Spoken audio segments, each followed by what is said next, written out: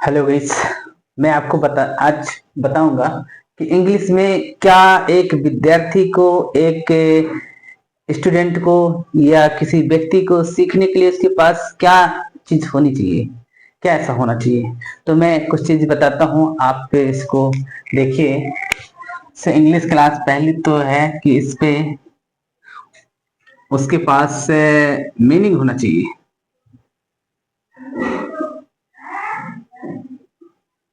Meaning हो।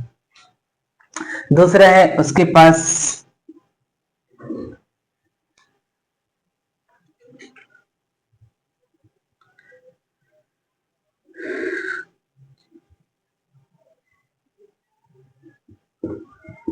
Groups हो।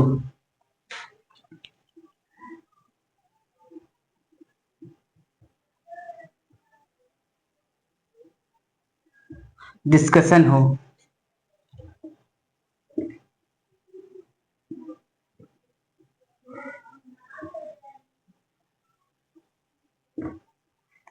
Word power.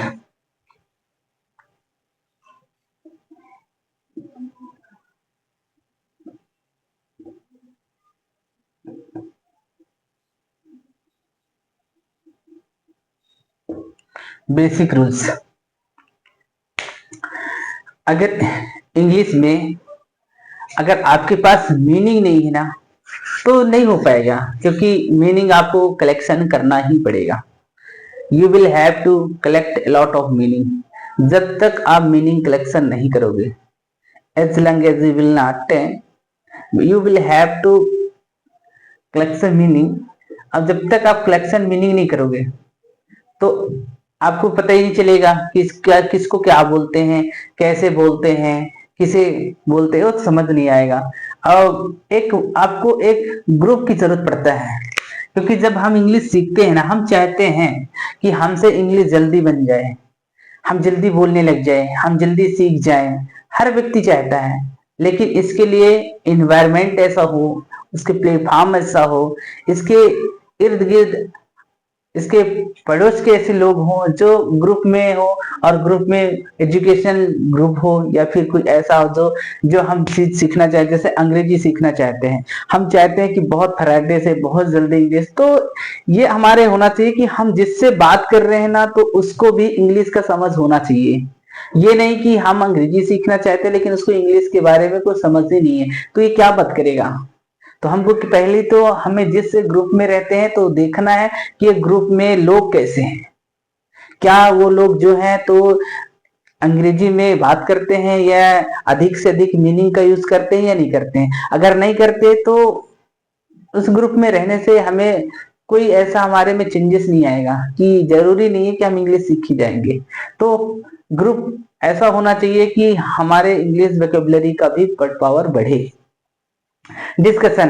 अब ये तीसरा है डिस्कशन। डिस्कशन भी इंग्लिश में बहुत महत्व रखता है कि डिस्कशन।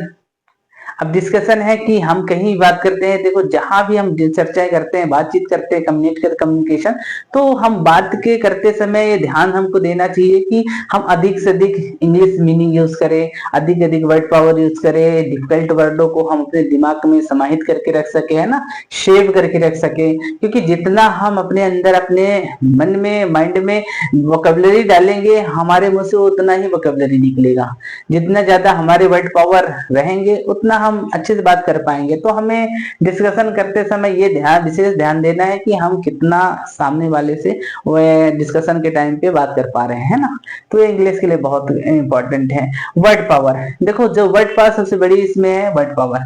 आपके पास अगर मीनिंग का वर्ड पावर बहुत सारे है ना, तो स्ट्रक्चर रूल्स कोई जरूरत नहीं है, क्योंकि आप कहीं भी देखिए, हर जगह आपकी वर्ड पावर बहुत मजबूत है, बहुत स्ट्रेंथ, वेरी स्ट्रेंथ है आपका वर्ड पावर, आपके अंदर बहुत सारे वर्ड का नॉलेज है, तो कोई दिक्कत नहीं है। क्योंकि आपके पास अगर मीनिंग का खजाना है, तो इंग्लिश में कोई दिक्कत नहीं जाता है। दिक्कत तब जाती है जब हमारे पास से कोई शब्द का मीनिंग ही हमको पता नहीं है, तो हमको थोड़ा सा कठिनाई जाती है। अब देखते हैं यहाँ बेसिक रूल्स। कुछ इंग्लिश में स्ट्रक्चर, सब्जेक्ट, हेल्पिंग वर्ब कहाँ कैसे लगाना है, इतना तो समझ विकसित करना पड़ेगा हमको।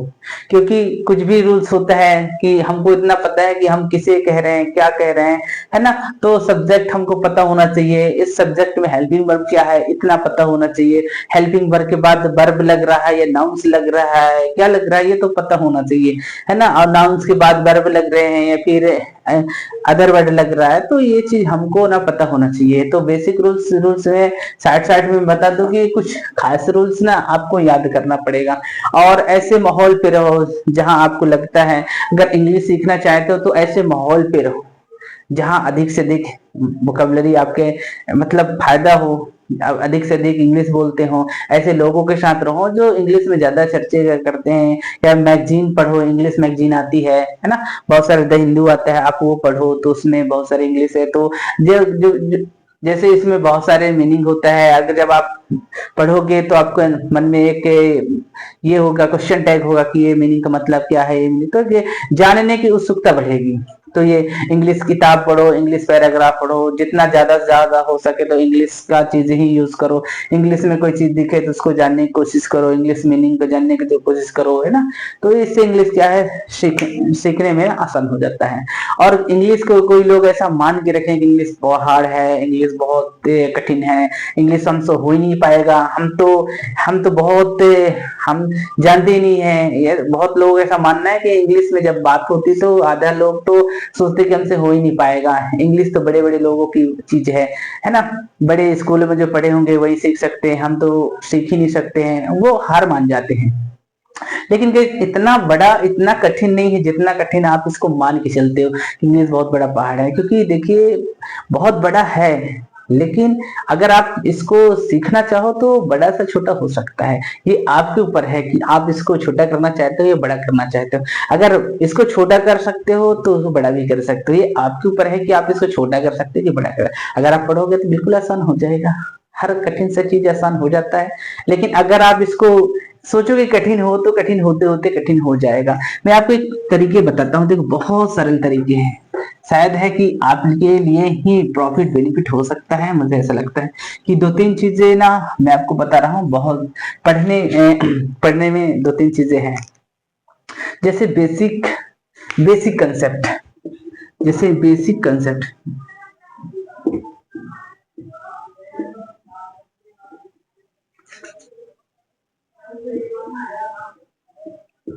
बेसिक कंसेप्ट,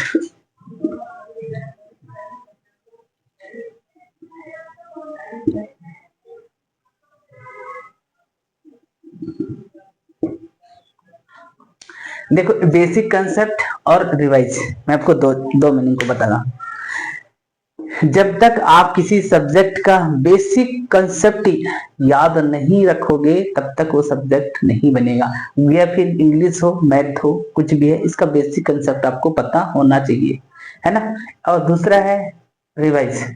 जितना ज्यादा आप रिवाइज करोगे, जितना ज्यादा आप करोगे, आपको उतना ही फायदा है। मैं आपको एक सरल तरीके से बता रहा हूं कि जब तक के, जैसे मैं बेसिक, अगर बच्चों को कितना भी मतलब बेसिक, किसी बच्चों का, किसी विद्यार्थी का अगर बेसिक मजबूत नहीं है ना, बेसिक अगर इसका मजबूत नहीं है ना, आप इसको कितना पढ़ा दो, आप इसका कितना बता दो, उसको समझना विकसित नहीं होगा, उसको समझ नहीं आएगा। आप कितना भी बड़े अच्छे टॉपिक को एक्सप्लेन कर दो, कितना मैग्नीफाई कर दो, कितना इसे डिस्क्राइब कर दो, उसको समझ नहीं आने वाला है जब तक कि उसको बेसिक कंसेप्ट पता नहीं हो इस चीज का।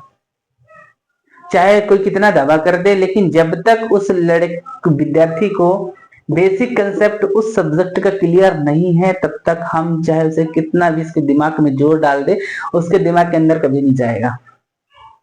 क्योंकि बेसिक बहुत बड़ी रूल्स है। पहले कोई भी सब्जेक्ट का बेसिक कंसेप्ट क्लियर हो, समझो, बेसिक समझ अगर विकसित हो गया तो उसको फिर आप कहीं से भी समझाओगे वो आसानी से ग्रहण कर लेगा।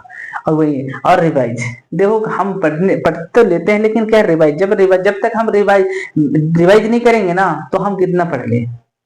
आपने देखा होगा जो बड़े बड़े एग्जाम होते हैं, जैसे यूपीएससी होता है, पीएससी होता है, बड़े बड़े एग्जाम होता है, तो आपने देखा होगा कि बहुत ऐसे लड़के हैं कि दिल्ली में 4-4, 5-5, 6-6 साल जाके कोचिंग करते हैं, और कोचिंग करने के बावजूद भी इनका यूपीएससी में सिलेक्शन नहीं होता है। लेकिन उन्हीं में से एक लड़का ऐसा होता है कि गांव गांव का लड़का होता है, एक गांव का लड़का होता है और वही यूपीएससी के लिए दिल्ली जाता है और वही लड़का एक साल में यूपीएससी क्रैक कर लेता है। ऐसा क्यों? आपने कभी अंदाजा लगाया ऐसा क्यों?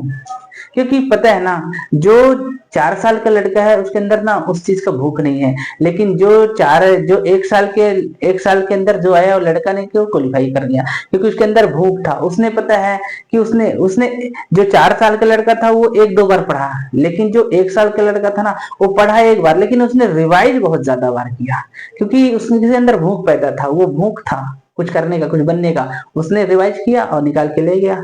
लोग बोलते हैं यूपीएससी बहुत ये है, अरे रिवाइज मांगता है। अरे कुछ लोग मानते हैं कि उसके किस्मत में था, उसके उसीलिए इसको हो गया। अरे चूतिया हो, अरे पता है उसके अंदर भूख था, उसने रिवाइज किया इसलिए इसका हो गया। आपके अंदर भूख नहीं था, आपने रिवाइज नहीं किया इसलिए नहीं हुआ। अरे इसलिए बोलता हूँ ना, ज्यादा रिवीजन करो। रिवीजन आप पढ़ो कम, रिवीजन ज्यादा करो।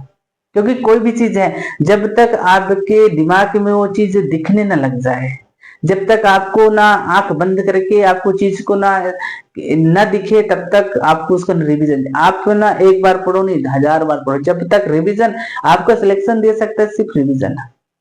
आप जितना बार दोहराओगे आपसे उतना ही बेहतर बनेगा। कोई लड़का टॉपर है, कोई लड़का बहुत है, इसका मतलब है कि दोहराता बहुत ज्यादा है। अब गाइस मैं आपसे बार बार बोलता हूँ कि बेसिक कंसेप्ट अपना क्लियर करो और रिवाइज पे ध्यान दो। कोई टॉपिक स्कूल में पढ़ के आए हो, कोई कहीं भी कोचिंग एकेडमी पढ़ के आओ, जितना ज्यादा आप रिवाइज करोगे आपका सिलेक्शन होने का चांस उतना ज्यादा बढ़ जाएगा।